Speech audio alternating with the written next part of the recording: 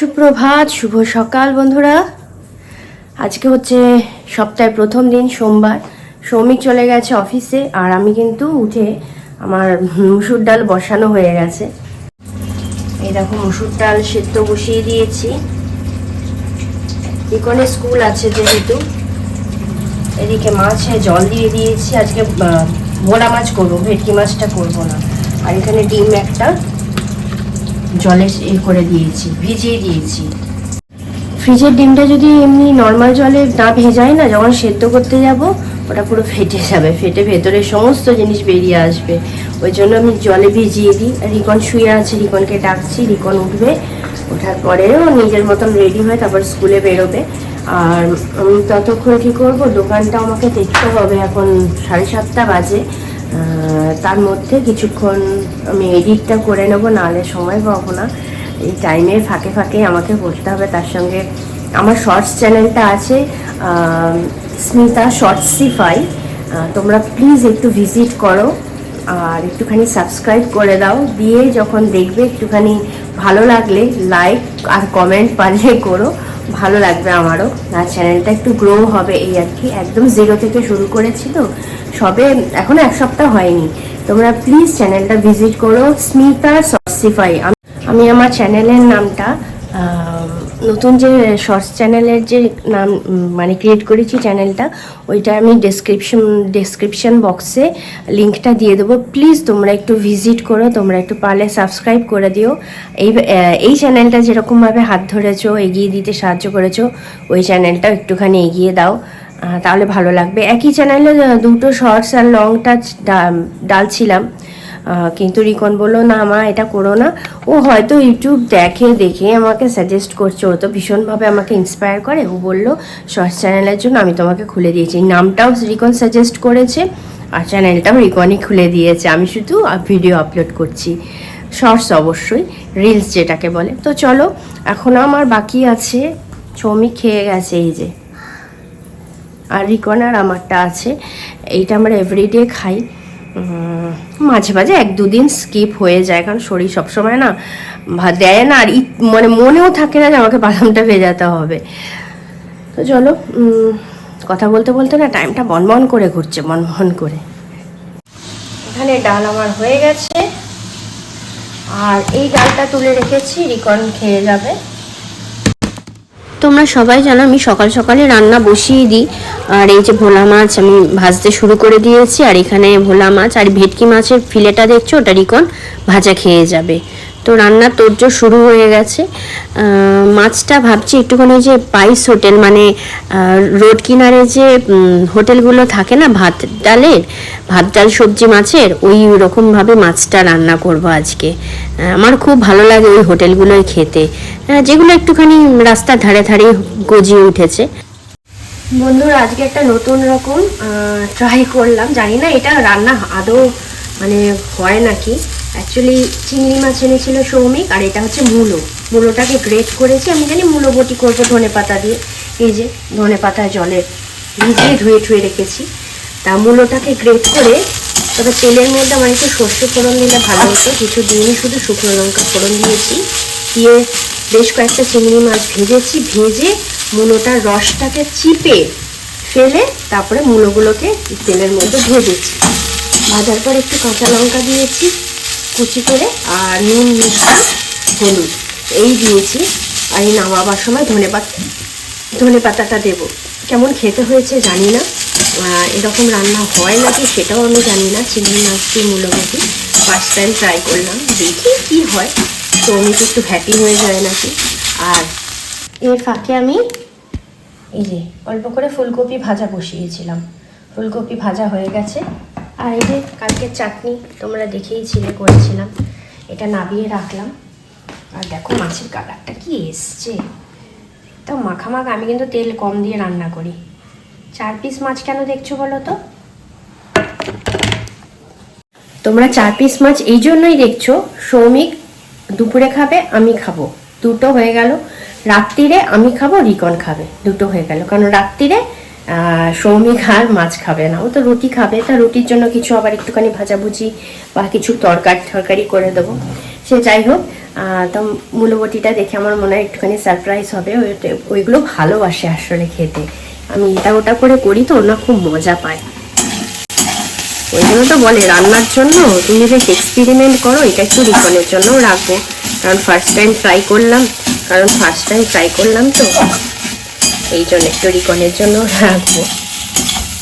তো চলো, রান্না মোটামুটি আমার হয়ে গেছে, এবার স্নান করে নেবো। এখন বাজছে 11:05। এরপর মায়াদি চলে আসবে, রিকন তো স্কুলে চলে গেছে। স্নান টান করে আবার তোমাদের সঙ্গে দেখা হচ্ছে। জবা গাছগুলো এখনো এত ফুল ফুটছে, মানে তুলতেও যেরকম মজা লাগে সেরকম পুজো করতেও মজা লাগে। অ্যাকচুয়ালি মাটি শুকনো থাকলে তবেই আমি গাছে জল দিই, না হলে জল দিই না। আর এখন তো একটুখানি গরম ভাব পড়েই গেছে, ওই জন্য জবাগুলো না আবার সুন্দরভাবে উঠছে মানে ফুটছে, ফুলগুলো ফুটছে। কি বলে ফেলেছি। অ্যাকচুয়ালি কি বলো তো, এত ফুল দেখে না আমি নিজেই পাগল হয়ে যাচ্ছি। এই ফুলের জন্যই তো আমার গাছ বসানো, যে ঠাকুর পুজোর জন্য প্রতিদিন কি আর ফুল কিনতে যাওয়া যায়? মানে বিরক্তও লাগে দেখবে। সেই বিশেষ করে তো আমাদের মানে বাড়িতে তো নাইটি পরে সাধারণত থাকি, সেই বেরোবার জন্য আবার একটা কুর্তি নামাও, না হলে একটা ট্রাউজার নামাও, টি শার্ট নামাও বা শার্ট নামাও, ও অসহ্য লাগে বাবা। তারপর কীরকম কী পরিস্থিতিতে থাকবো না থাকবো, বাড়িতে কে থাকবে না থাকবে, যদি কেউ আসে তো ফিরে যাবে, কারণ সৌমিকের অনেক ইনভিটেশন আসে, তারপরে তোমার গেস্টের জন্য কার্ড দিতে আসে, এগুলো ভীষণ বাড়িতে একজনকে না একজনকে থাকতেই হয়। এই দেখো কোথায় কোনা খামচিতে ফুলগুলোতে হয়েছে, ভালো করে না দেখলে না এগুলো সব আর কি হয়ে যাবে, তোমার কালকে আর কি ঝরে পড়ে যাবে। তো চলো, ফুল মোটামুটি, জবাটা একটুখানি মানে সাদা জবাটা কম হচ্ছে, আর লাল জবাগুলো বেশি সার্ভিস দিচ্ছে। তো চলো, আমার ফুল তোলা হয়ে গেছে। আর এই যে গাছের কাঁচা লঙ্কা দেখছো, এই লঙ্কাটা না পেকেছে, এইটা আমি আজকে খাবো। আমি প্রতিদিনই একটা করে লঙ্কা গাছ থেকে তুলে খাবার জন্য বাড়িতে মানে ঘরে নিচে নিয়ে যাই। আমার খুব ভালো লাগে এরকম ঝাল কাঁচা লঙ্কা মানে কামড়ে খেতে। তো চলো, ফুল তো তোলা হয়ে গেছে, এবার আমার ঠাকুর পুজো হয়ে গেছে। দেখো কি সুন্দর করে সাজিয়েছি আমি, কি ভালো লাগছে দেখতে গো, মানে সত্যি মনটাই ভরে যায়। সঙ্গে ঠাকুরকে আজকে শাঁখালু দিয়েছি, খুব সুন্দর লাগছে। জবা ভর্তি একদম ঠাকুরের চরণ। না আজ ছুটি না, কালকে ছুটি ছিল না। আজকে দুপুরের রান্না ভোলা মাছ, ওদিকে ফুলকপি ভাজা, ডাল, ওখানে মূলো চিংড়ি মাছ দিয়ে, এটা হচ্ছে চাটনি। প্রতিটা রান্না অসাধারণ, এত ভালো খাচ্ছি। আর এটা হচ্ছে মুসৌরি ভোলা, এটা খেতে স্বাদ এত টেস্টি হয়েছে, মানে ভাবার কথা না। এমনি আমি অল্পই ভাত খাই এখন, কিন্তু এক মুষ্টি ভাত আবার চেয়ে নিলাম। এটা রাত্রিরে আমার আর শোনায়, এত টেস্টি হয়েছে বন্ধুরা, কি বলবো রান্নাটা। আমি আবার সৌমিকের থেকে একটুখানি ভাত বললাম, বাবু একটুখানি হাত ছেড়ে ভাত দেবে আমাকে।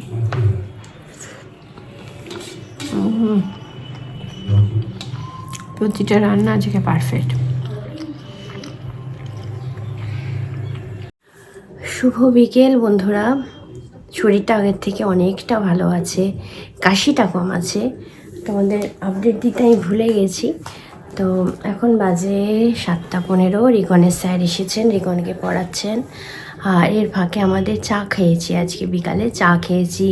ওই যে এটা এনেছে না তোমার কাঁচকলা ভাজাটা, ওটা দিয়ে আমি আর সৌমিক চা খেলাম। আর আমি তারপরে ওয়াশরুমে গেলাম, এসে আমি আধ ঘন্টা একটুখানি হালকা এক্সারসাইজ করলাম। আর তার মধ্যে চুলটায় একটু এটা লাগালাম, রুট কেয়ার সলিউশনটা অনেক দিন লাগাইনি, লাগাবার পরে এখন একটুখানি শুকিয়ে যাক, পুরো চুলে মাখিনি বন্ধুরা, এই সামনে একটুখানি লাগিয়েছি, কারণ ঠান্ডাটা এখনও তো ঠিক হয়নি। মানে গলার আওয়াজ শুনে তোমরা বুঝতে পারছো এখনও একটু ধরা আছে। আমার নর্মাল যে কথাবার্তা সেরকম এখনও ফেরিনি। আর চুলটা কাটতেও হবে, অনেকটা বড় হয়ে গেছে। এত বড় চুল আমি রাখি না, আমার না ভীষণ অস্বস্তির হয়। তো এক্সারসাইজটা করে উঠছি, বললাম না আমার গলাটা পুরো শুকনো হয়ে আছে, আমার কোনো কফের ব্যাপারই নেই। কফ হলে তো ভালো হতো, কফগুলো বেরিয়ে যেত, সর্দিটা ভালো হয়ে যেত।